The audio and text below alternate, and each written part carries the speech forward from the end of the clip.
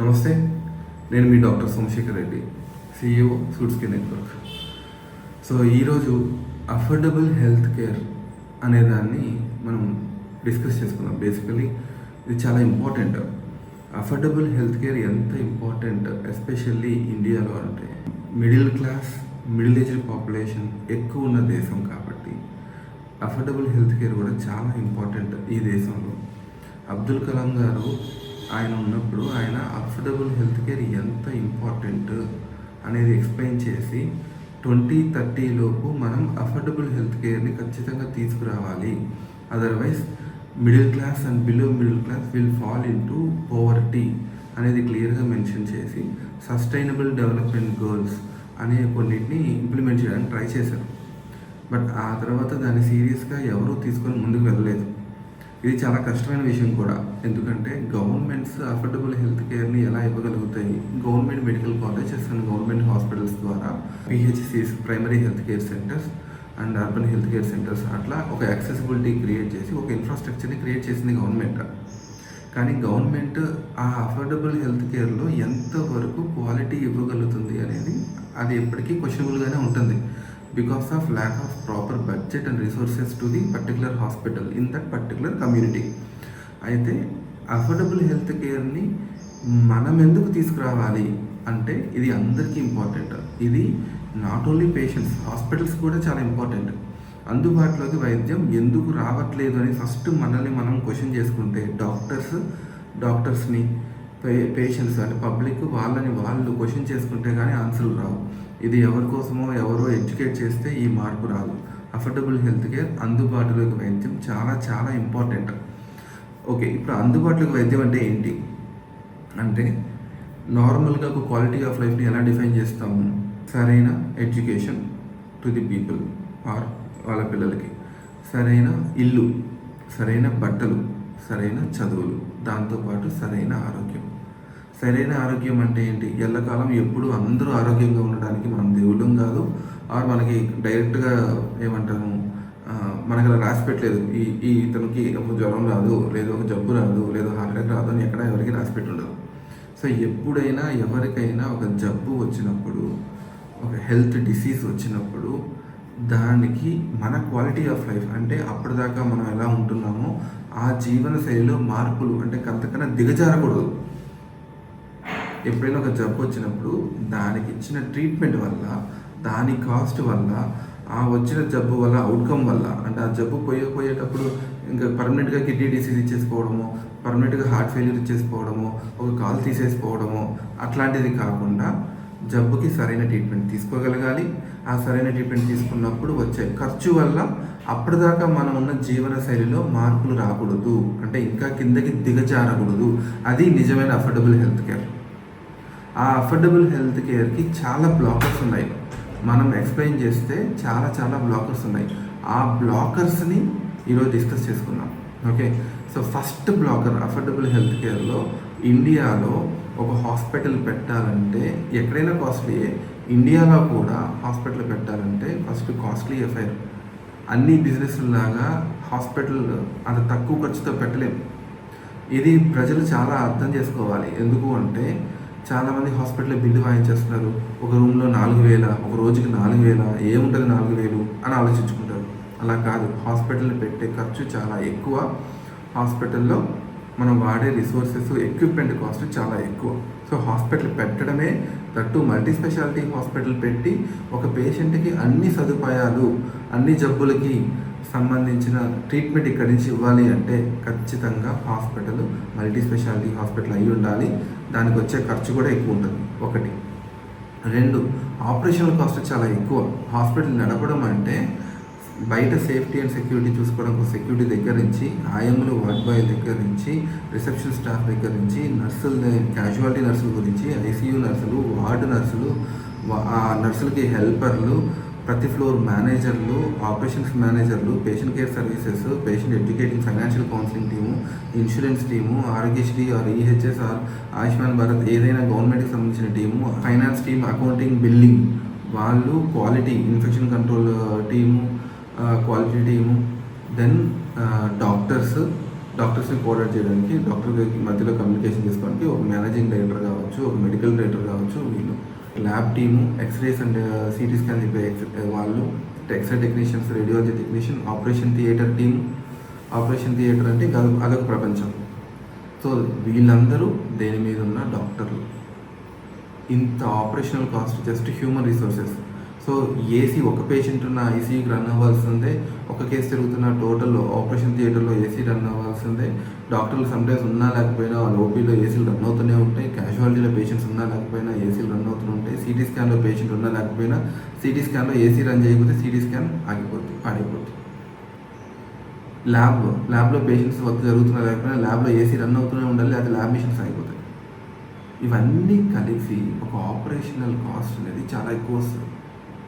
ఇది అర్థం చేసుకొని ఈ హాస్పిటల్కి మనం పేషెంట్స్ వెళ్తేనే జబ్బులు వచ్చినా రాకపోయినా ఈ హాస్పిటల్కి వెళ్ళి మనం డబ్బులు ఇవ్వాలని అనుకుంటారు, అనుకోరు కదా. లేదు, ఈ హాస్పిటల్ నష్టంలో ఉంది, ఇవి మన కమ్యూనిటీలో ఉంది, ఈ కమ్యూనిటీలో ఉన్న హాస్పిటల్ నష్టపోతే మనకి ఇబ్బందే కదా అని ఎవరైనా వచ్చి ఆదుకుంటారా? లేదు కదా. సో ఒకటి, హాస్పిటల్ పెట్టాలంటే ఖర్చు, 2 హాస్పిటల్ నడపాలంటే ఖర్చు. ఇది హాస్పిటల్కి సంబంధించింది, అంటే హెల్త్ కేర్ మోడల్లో హెల్త్ కేర్ ఇన్ఫ్రాస్ట్రక్చర్కి సంబంధించిన ఫస్ట్ 2 బ్లాక్స్. తర్వాత బ్లాక్ ఏంటి అంటే ఆ హాస్పిటల్లో టీం అందరూ ఉన్నారు, ఇన్ఫ్రాస్ట్రక్చర్ అంతా ఉంది. ఇప్పుడు హాస్పిటల్కి పేషెంట్స్ రావాలి కదా.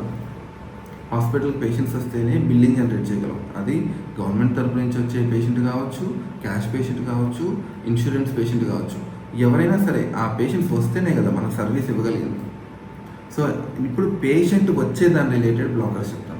So first of all, patient rural ఏరియాలో ఒకలా ఉంటుంది, అర్బన్ ఏరియాలో ఒకలా ఉంటుంది, మెట్రోపాలిటన్ సిటీస్లో కంప్లీట్లీ వేరేలా ఉంటుంది. So most of the times ఈ రూరల్ ఏరియా పేషెంట్స్, అర్బన్లో సెమీ అర్బన్ ఏరియా పేషెంట్స్ ఎవరో ఒకరు రిఫర్ చేసి ఈ పర్టికులర్ హాస్పిటల్కి వెళ్ళండి, ఇక్కడ మంచి వైద్యం జరుగుతుంది అని చెప్తే కానీ మన పేషెంట్స్ మన పబ్లిక్ వెళ్ళేలా లేరు. జస్ట్ పేషెంట్ కేర్ని ఈ హాస్పిటల్కి వెళ్ళండి మంచిది అని చెప్పి వదులుకుంటారా? లేదు. అక్కడి నుంచి రిఫరల్ కమిషన్ తీసుకుంటారు. చిన్న ఊర్లో ఉన్న డాక్టర్లు పెద్ద ఊర్లో డాక్టర్లు పంపిస్తే డాక్టర్లు కూడా రిఫరల్ తీసుకుంటారు. ఈ రిఫరల్ సిస్టమ్ అనేది ఒక బిజినెస్ మోడల్ అయిపోయింది. ఖచ్చితంగా బిజినెస్ మోడలే. అంటే మిగతా బిజినెస్ మోడల్స్ ఎలా అయితే రిఫర్ చేసి కమిషన్స్ తీసుకుంటున్నాయో, ప్రతి బిజినెస్లో రిఫరల్ సిస్టమ్ ఉంది. రైతులు చేసిన ప్రోడక్ట్స్ దగ్గర నుంచి ప్రతి దాంట్లో, ఈవెన్ ఏరోప్లేన్లు లేదంటే ఈవెన్ మిలిటరీ సామాన్లు కూడా ఒకరినొకరు గైడ్ చేస్తే దాంట్లో కమిషన్ సిస్టమ్ అనేది కంపల్సరీ ఉంటుంది. దాన్ని ఫెసిలిటేటింగ్ ఫీజ్ అంటారు. అట్లాంటి నైస్గా ఒక పేరు పెట్టి ఎవరు తీసుకునే కమిషన్ వాళ్ళు తీసుకుంటారు. దాన్ని 100% తప్పు పట్టాలంటే కూడా తప్పు పట్టలేను, దానివల్ల ఖర్చు అయితే పెరుగుతుంది. సో పేషెంట్ హాస్పిటల్కి రావాలంటే పేషెంట్ని పంపించే వాళ్ళు రిఫరల్ కమిషన్ వల్ల ఖర్చు పెరుగుతుంది. 1. 2, ఇప్పుడు నేను ఒక హాస్పిటల్ పెట్టాను, మల్టీ స్పెషాలిటీ హాస్పిటల్ పెట్టాను. నా దగ్గర 10 మంది స్పెషాలిటీస్ ఉన్నారు. ఈ 10 మంది స్పెషాలిటీస్ ఉన్నారు, మేము ఈ సర్వీసెస్ ఇస్తాము అని అయితే బయటికి చెప్పాలి కదా. చెప్పకపోతే ఎలా తెలుస్తుంది? ఫర్ ఎగ్జాంపుల్, కాల్గేట్ టూత్పేస్ట్ ఉంది, క్లోజప్ టూత్పేస్ట్ ఉంది, పెప్సోడెంట్ ఉంది. దేంట్లో ఈ మూలికలు ఉన్నాయి కాబట్టి మీకు చిగురులో ఈ ఇన్ఫెక్షన్ రాదు అని చెప్తేనే కదా మీకు తెలుసు, మీరు కొంటారు. దానికి అడ్వర్టైజ్మెంట్ చేస్తున్నారు కదా. అట్లాగే హాస్పిటల్స్ కూడా ఈ సర్వీసెస్ ఉన్నాయి అని అడ్వర్టైజ్మెంట్ చేయాలి. కానీ మాకున్న ఎథికల్ కోడ్, మెడికల్ కోడ్ ప్రకారం హాస్పిటల్ పెట్టిన కొన్ని నెలలు మాత్రమే, డాక్టరు కొత్తగా జాయిన్ అయితే కొద్ది నెలలు మాత్రమే మేము ప్రమోట్ చేయగలం.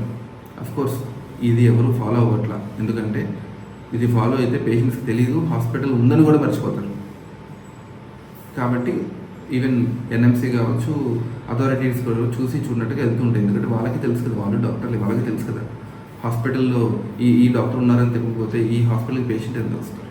సో దానికి అయ్యే ఖర్చు పేషెంట్ మీదే పడుతుంది. కోల్గేట్ యాడ్ తీసిన ఖర్చు కోల్గేట్ టూత్పేస్ట్ మీదే పడుతుంది. కోకోకోలా ప్రోడక్ట్ మీదే పడుతుంది. ఎవరిదైనా సరే అడ్వర్టైజ్మెంట్ అండ్ మార్కెటింగ్ ఖర్చు ఎక్కడ పడాలి? ప్రోడక్ట్ మీదే పడుతుంది, ఇక్కడ సర్వీస్ మీదే పడుతుంది. So that is 3rd thing. Okay, అంటే పేషెంట్ని తీసుకొచ్చే దాంట్లో అగైన్ రిఫరల్స్ వల్ల ఒకటైతే, 2 మార్కెటింగ్ అండ్ బ్రాండింగ్, 3 కమ్యూనిటీలోకి వెళ్ళి సర్వీస్ యాక్టివిటీస్ చేయాలి. అంటే మెడికల్ క్యాంపులు పెట్టడం, అవేర్నెస్ క్యాంప్స్ పెట్టడం, ఎడ్యుకేషన్ క్యాంప్స్ పెట్టడం, ఇటువంటివి చేయడం వల్ల ఓకే మనం ఉన్నాము, మనం మంచోళ్ళం, ఈ డాక్టర్లు ఉన్నారు అని కమ్యూనిటీలో తెలుస్తుంది. సో దానికి ఖర్చు అవుతుంది కదా. మనకు వచ్చే నర్సులు ఏమైనా ఫ్రీగా చేస్తారా? లేదు కదా. అక్కడికి వచ్చే వాళ్ళు ఫెసిలిటేట్ చేసే వాళ్ళు ఫ్రీగా చేస్తారా? లేదు కదా. సో దేనికి అయ్యే ఖర్చులు. సో పేషెంట్ని తీసుకురావడానికి కూడా, హాస్పిటల్కి తీసుకురావడానికి కూడా ఖర్చు అవుతుంది.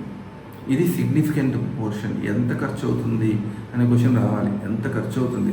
ఒక టాప్ క్లాస్ హాస్పిటల్ నుంచి చిన్న హాస్పిటల్ వరకు కూడా వాళ్ళు అగ్రెసివ్గా మార్కెట్ చేసుకోవాలి అంటే 30-35% డైరెక్ట్లీ ఆర్ ఇండైరెక్ట్లీ. అంటే పేషెంట్ని పంపించిన దానికి రిఫరల్ ఫీజ్ అయితేనేంటి, ఆర్ మనం చేసిన మార్కెటింగ్ బ్రాండింగ్ అయితే ఏంటి, మార్కెటింగ్ టీమ్ శాలరీస్ అయితేనేంటి, వాళ్ళు తిరిగే టీఏడిఏలు అయితే ఏంటి, క్యాంపులు అయితే ఏంటి, ఆర్ ఎడ్యుకేటింగ్ అవేర్నెస్ సెషన్స్ పెట్టడం ఏంటి అంటే, పాష్గా సిఎంఈస్ పెట్టడం ఏంటి, కమ్యూనిటీకి సర్వీస్ యాక్టివిటీస్ చేయడం ఏంటి, ఇలా అన్నిటినీ కలుపుకుంటే 30-35% of the gross turnover. అంటే ఒక హాస్పిటల్కి ఒక నెలకి ఒక 10 లక్షలు వచ్చింది అనుకున్నాం. ఆ 10 లక్షల్లో 3 లక్షలు మార్కెటింగ్ కాస్ట్ అవుతుంది. అంటే సంవత్సరానికి యావరేజ్ తీసుకుంటే ఒక 10 కోట్లు వచ్చింది అంటే ఒక మల్టీ స్పెషాలిటీ హాస్పిటల్లో ఒక 3-4 కోట్లు పేషెంట్ని ఎలా తీసుకురావాలి అనేది ఖర్చు పెడుతున్నారు. తప్పదు. అలా ఖర్చు పెడుతున్నప్పుడు ఆబ్వియస్గా పేషెంట్ కేర్ మీద ఆబ్వియస్గా కేర్ పెరుగుతుంది, ఒత్తిడి పెరుగుతుంది, అంటే భారం, ఫైనాన్షియల్ ప్రెషర్ పెరుగుతుంది. అఫోర్డబుల్ హెల్త్ కేర్ ఎట్లా తీసుకురాగలుగుతాం? ఓకే, ఇది హాస్పిటల్ రిలేటెడ్, పేషెంట్స్ రిలేటెడ్. ఇప్పుడు పబ్లిక్ రిలేటెడ్ మాట్లాడదాం. పబ్లిక్ రిలేటెడ్, ఫర్ ఎగ్జాంపుల్ వాళ్ళకి జ్వరం వచ్చింది, లేదు కడుపు నొప్పి వచ్చింది, దగ్గరున్న ఆర్ఎంపీ దగ్గరకో, దగ్గరున్న పెద్దల దగ్గరకో, వాళ్ళ ఇంట్లో వాళ్ళకి తెలిసిన డాక్టర్ దగ్గరకో, లేదు ఫార్మసీ దగ్గరికి వెళ్ళి మొదలు పెడతారు. మంచిదే, తప్పు కాదు. తగ్గలేదు, 3వ రోజు వరకు కూడా కంటిన్యూ అవుతుంది.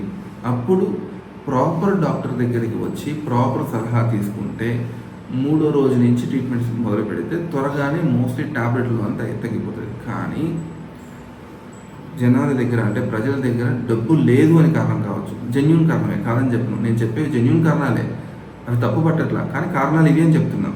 వాళ్ళ దగ్గర డబ్బు లేకపోవడం వలన, ఆడవాళ్ళలో అయితే మగవాళ్ళ తోడు లేకపోవడం వలన, పిల్లలు అయితే చదువులు అనే కారణం, సెలవులు వచ్చినప్పుడు చేపిద్దాం అనే కారణం కావచ్చు, ముసలి వాళ్ళు అయితే వాళ్ళ పిల్లలు పట్టించుకోలేదని కారణం కావచ్చు, ఇలా రకరకాల కారణాల వల్ల వాళ్ళు హాస్పిటల్కి ఇన్ టైంలో రాకుండా అక్కడక్కడే పల్లెటూరులోనే వాళ్ళ దగ్గర వీళ్ళ దగ్గర ట్రీట్మెంట్ తీసుకుంటూ ప్రాబ్లం పెద్దదైన తర్వాత హాస్పిటల్కి వస్తారు.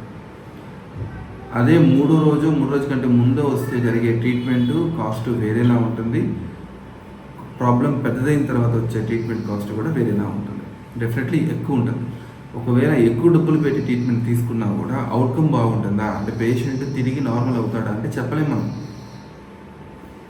ఎందుకంటే అదుపు చేయాల్సిన టైంలో వస్తే అదుపు చేయగలుగుతాం. అదుపు దాటిపోయిన తర్వాత, అంటే మన చేతుల్లోంచి దాటిపోయిన తర్వాత, సివియర్ సెప్సిస్ అయిపోయినప్పుడు, లేదా హార్ట్ ఫెయిల్యూర్ అయినప్పుడు, ఇలా అయినప్పుడు మనం కంపల్సరీ మనం ఇచ్చిన ట్రీట్మెంట్ వల్ల 100% పేషెంట్ బతుకుతాడని గ్యారంటీ లేదు. దానికి అయ్యే ఖర్చు చాలా ఎక్కువ. సో ఇవి కారణాలు. ఇంకొక కారణం ఏంటి అంటే, ప్రజలకి అవగాహన లేకపోవడం. ప్రజలకి జబ్బుల మీద, వీటి మీద, మెడికల్ సబ్జెక్ట్స్ మీద అవగాహన లేకపోవడం. Comparatively US, UK, Australia, Germany ఇట్లాంటి కంట్రీస్తో కంపేర్ చేస్తే మన వాళ్ళకి జబ్బుల మీద, అసలు హెల్త్ మీద అవగాహన చాలా చాలా తక్కువ. ఇలాంటి అవగాహన లేకపోవడం వలన డాక్టర్ల మీద ప్రెషర్ పెడతారు. ఫర్ ఎగ్జాంపుల్, పొద్దునే వచ్చి నాకు మంట పడుతుంది అంటారు. మంట పడుతుంది, ఎక్కడ పడుతుంది అంటే అప్పుడప్పుడు ఎక్కడ పడుతుంది, అప్పుడప్పుడు ఎక్కడ పడుతుంది అంటారు. సరిగ్గా చెప్పలేరు, వాళ్ళకున్న మంట అలా ఉంటుంది. సో వయసు చూస్తే 45 పైన ఉంటే ఆల్కహాల్ తాగుతుంటారు, స్మోకింగ్ చేస్తుంటారు, లేదా బిర్యానీ ఇష్టం వచ్చినట్టు తింటుంటారు. నిన్ననే బిర్యానీ తిన్నాను, నేను రోజు నాన్ వెజ్ లేకుండా తినలేనంటారు. ఇలా రకరకాల ఫుడ్ హ్యాబిట్స్ చెప్తారు. ఈ ఫుడ్ హ్యాబిట్స్ అన్నీ కూడా ఒక రిస్క్ ఫ్యాక్టరే. మాకున్న, అంటే హార్ట్ అటాక్కి రిస్క్ ఫ్యాక్టర్స్లో ఇవి ఉంటాయి.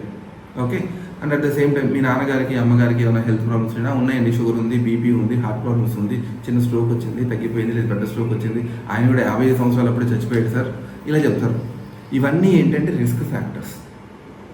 ఈ రిస్క్ ఫ్యాక్టర్స్ ఉన్నప్పుడు మా బాధ్యత ఏంటి? ఓకే, ఇది హార్ట్ అటాకా కాదా అని చెక్ చేసుకోవాలి. పేషెంట్ కూడా అందుకే కదా వస్తాడు. సో హార్ట్ అటాక్ కాదా అని లేదని చెక్ చేసుకున్నప్పుడు, హార్ట్ అటాక్ ఉంది అని చెప్పడం ఈజీ, ఎందుకంటే ఒక ఈసీజీ తీస్తే అర్థమవుతుంది. ఒక ఎకో టెస్ట్ చేసినప్పుడు హార్ట్ కొట్టుకునే విధానం చూసి కొంతవరకు అర్థమవుతుంది, ఖర్చు తక్కువ అయిపోతుంది. కానీ లేదు అని చెప్పడమే కష్టం. ఒక ఈసీజీ తీసి నార్మల్ ఉంది, నీకేం ప్రాబ్లం లేదని చెప్పలేము ఇప్పుడు, ఎందుకంటే 5-10% ఆఫ్ ద కేసెస్లో ఈసీజీలో చేంజెస్ రావు, కొన్ని ఎకోలో కూడా కనపడవు. సో ఇంటికి వెళ్ళి చచ్చిపోయాడు అప్పుడు ఎవరు కొడతారు? వచ్చి డాక్టర్ని కొడతారా? హాస్పిటల్ వాళ్ళు కొడతారు, నేను కొట్టాను. సో అప్పుడు ఏం చేయాలి మేము అంటే, వాళ్ళు మనం కొడతారనే కాదు, పేషెంట్ని బతికించడం కదా మాకు కావాల్సిన థింగ్.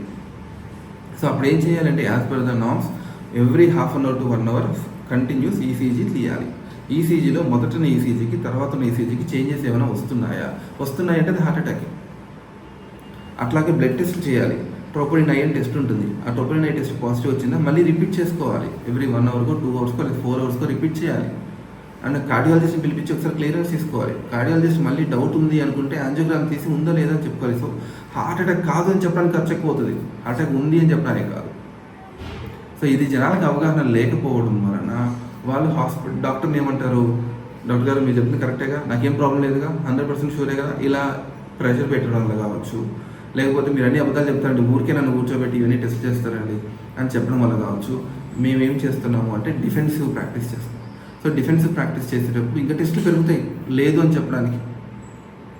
సో అట్లా ఖర్చు పెరుగుతుంది. ఇవి అందుబాటులోకి వైద్యం తీసుకురాలేకపోవడాని కోసం ఉన్న ఇబ్బందులు, అడ్డంకులు. ఇది డాక్టర్ల తప్పు కాదు, ఇది గవర్నమెంట్ తప్పు కాదు, ఇది ప్రజల తప్పు కాదు, ఎవరి తప్పు కాదు. కానీ ప్రజలైతే ఇబ్బంది పడతారు. దానికోసం ఒక సొల్యూషన్ కావాలి. ఒక సొల్యూషన్ గవర్నమెంట్ ఫ్రీ హాస్పిటల్స్ పెట్టేసింది, గవర్నమెంట్ హాస్పిటల్స్, అది సొల్యూషన్ అయిందా? లేదు. ప్రైవేట్ హాస్పిటల్స్లో మంచి ట్రీట్మెంట్ ఉంది కానీ సొల్యూషన్ అయిందా? లేదు.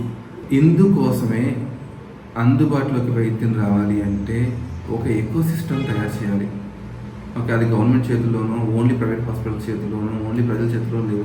అందరూ కలిసి ఒక ఎకో సిస్టమ్ తయారు చేయాలి. అంటే ఒక వ్యవస్థను తయారు చేయాలి. ఆ వ్యవస్థ హెల్ప్ చేయాలి అందుబాటులోకి వైద్యం తీసుకురావడం కోసం. అందుకని సూట్స్ కేర్ ఇండియా సంస్థ ద్వారా మేము ఆ వ్యవస్థను తయారు చేసాం, గుంటూరులో తయారు చేసాం.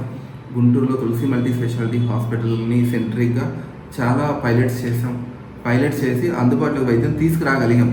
కానీ మాకు వచ్చిన ఇబ్బందులు అంటే ఎప్పుడైతే మనం సోషల్ ఫ్యాక్టర్స్ మీద పనిచేస్తామో రెవెన్యూ ఫ్యాక్టర్స్ ఇబ్బంది పెడతాయి, ఖచ్చితంగా ఫైనాన్షియల్ ఇబ్బంది పెడుతుంది. మేము అందుబాటులోకి వైద్యం అనుకున్నా కొన్ని కేసులు అందుబాటులోకి వైద్యం ఇవ్వలేకపోతాం. కొన్నిసార్లు అందుబాటులోకి వైద్యం ఇచ్చి డిస్కౌంట్స్ ఇచ్చి పాపం అనుకున్నప్పుడల్లా మాకు రెవెన్యూ తగ్గిపోతుంది, ఆ కేసు మీద నష్టం వస్తుంటుంది. డాక్టర్లు ఓకే ఈ పర్టికులర్ హాస్పిటల్లో మన కేసు పెట్టుకుంటే మనకి కమిషన్ రాదు, తక్కువ కమిషన్ వస్తుంది. ఎందుకంటే తులసి హాస్పిటల్లో మా డాక్టర్స్ అందరూ ఎథికల్ కేర్ తీసుకుంటారు. ఎందుకంటే అందరూ శాలరీ డాక్టర్స్, వాళ్ళకేం కమిషన్స్ రావు ఎక్కువ టెస్ట్ రాసిన వల్ల. సో ఎప్పుడైతే అంత స్ట్రిక్ట్ అండ్ స్ట్రింజెంట్గా మనం ప్రాక్టీస్ చేస్తామో కొంతమందికి మేము నెగిటివ్ అయిపోతాం. ఆ నెగిటివ్ అవ్వడం వలన మేము కూడా ఫైనాన్షియల్ ఇబ్బందులు పడతాం. కానీ బయట ప్రపంచానికి మేము ఫైనాన్షియల్ ఇబ్బందులు పడుతున్న దానికి రీజన్ మా మేనేజ్మెంట్ సరిగ్గా లేదనుకుంటారే కానీ మేము ఒక కారణం, ఒక సిస్టమ్ డెవలప్ చేయడం కోసం కష్టపడతామని ఎవరు అనుకోరు. సో ఇది చెప్పడానికి ఒక వేరే రీజన్ ఉందండి, దాన్ని తర్వాత వీడియోస్లో చూద్దాం. సో అయితే ఈ అందుబాటులో తీసుకొచ్చిన వ్యవస్థని ఇప్పుడు హైదరాబాద్లో ప్రాక్టీస్ చేయడం వలన మనం ఇంకా ఎక్కువ మంది హాస్పిటల్స్కి, ఎక్కువ మంది ప్రజలకి తీసుకెళ్ళొచ్చిన ఉద్దేశంతో హైదరాబాద్లో నక్షత్ర హాస్పిటల్ తీసుకోవడం జరిగింది. నక్షత్ర హాస్పిటల్ పెట్టుకొని ఇక్కడ లక్షల కోట్లు సంపాదించడం మా ఉద్దేశం కాదు. ఎప్పుడైతే ఈ పైలట్స్ హైదరాబాద్లో సక్సెస్ అయిపోయో ఈ హాస్పిటల్ని వదిలేస్తాం. ఎకో సిస్టమ్ని ప్రాపర్గా డెవలప్ చేయడం మీద చాలా కష్టపడాలి. అది నాలాంటి వాడు, ఒక మిడిల్ క్లాస్ నుంచి వచ్చిన పర్సను, ఒక రైతు కుటుంబం నుంచి వచ్చిన పర్సను, ఎవరి దగ్గర నుంచి సపోర్ట్ లేదు. సో పర్సన్ సాధించడం ఈజీ కాదు. 2013 నుంచి వర్క్ చేస్తూ ఉంటే ఇప్పటికి కొంత సెట్ అయింది. దేనికి అందరూ కలిసి రావాలి. అంటే గవర్నమెంట్ సపోర్ట్ చేయాలి, ప్రైవేట్ హాస్పిటల్ సపోర్ట్ చేయాలి, పబ్లిక్ సపోర్ట్ చేయాలి. చేయగలిగినప్పుడు ఖచ్చితంగా ఈ ఎకో సిస్టమ్ని ఖచ్చితంగా క్రియేట్ చేస్తాం, ప్రాపర్గా డ్రైవ్ చేస్తాం. ఎస్పెషల్లీ మిడిల్ ఏజ్డ్ పాపులేషన్, ఎవరైతే ఇంటికి ఆధారమో వాళ్ళని కాపాడుకుంటాం. ఇప్పుడు చిన్నపిల్లలకి సపోజ్ నేనున్నాను, నా కూతురికో లేకపోతే ఇంకెవరికో, నాకన్నా చిన్నపిల్లలకి, నా తమ్ముడికో, వాళ్ళకి ఏదైనా ఇష్యూ ఉందనుకోండి, నేను సార్ట్అవుట్ చేసుకుంటాను. ఎందుకు? Not as a doctor, as a middle aged పర్సన్గా నా ఫ్రెండ్స్ ఉంటారు, నేను ఆల్రెడీ సంపాదిస్తున్నాను, నా ఫ్రెండ్స్ ఉంటారు, వాళ్ళు హెల్ప్ చేస్తారు అడిగితే. సపోజ్ మా పేరెంట్స్కి ఏదైనా ఇబ్బంది వచ్చింది అనుకోండి, నా దగ్గర డబ్బులు లేవు అనుకోండి, మా ఫ్రెండ్స్ అడిగితే ఇస్తారు, మా రిలేటివ్స్ అడిగితే ఇస్తారు. కానీ నాకే ఇబ్బంది అయింది అనుకోండి, నా పిల్లలు వాళ్ళని అడిగి వీళ్ళని అడిగి డబ్బులు తీసుకొచ్చిన ట్రీట్మెంట్ చేయించగలరా, డాక్టర్తో మాట్లాడగలుగుతారా? సో మా పేరెంట్స్ వాళ్ళే నడవడం కష్టం ఉన్నప్పుడు వాళ్ళు నా దగ్గరకు వచ్చి నిలబడి హాస్పిటల్కి వచ్చి డాక్టర్స్తో మాట్లాడి డబ్బులు అరేంజ్ చేయగలుగుతారు. 1-2 కేసులు అరేంజ్ చేయగలుగుతారు. మ్యాక్సిమం మెజారిటీ ఆఫ్ ద కేసెస్లో అరేంజ్ చెయ్యలేరు. ఇది నిజం, fact. Because I'm N emergency physician. నేను ఎమర్జెన్సీ డిపార్ట్మెంట్లో ఉన్నప్పుడు కేసెస్తో పాటు ఆ కేసెస్ రిలేటెడ్ ఎమోషన్స్ మొత్తాన్ని బేరీజ్ చేస్తుంటాను. అందుకోసం మిడిల్ ఏజ్డ్ పాపులేషన్ యొక్క హెల్త్ చాలా ఇంపార్టెంట్. అందుకోసం affordable health care in India is very very important. దానికోసం ఒక ఎకో సిస్టమ్ చాలా చాలా ఇంపార్టెంట్. ఆ ఎకో సిస్టమ్ తయారు చేసాం, దాన్ని తీసుకెళ్ళడం కోసంగా చాలా కష్టపడుతున్నాం. దీన్ని ఎవరైనా అర్థం చేసుకొని ముందుకు రావాలి అంటే www.suits.life అనే వెబ్సైట్లోకి వెళ్ళి చదవండి. డాక్టర్లు కూడా అప్పీల్ చేస్తాను, చదవండి.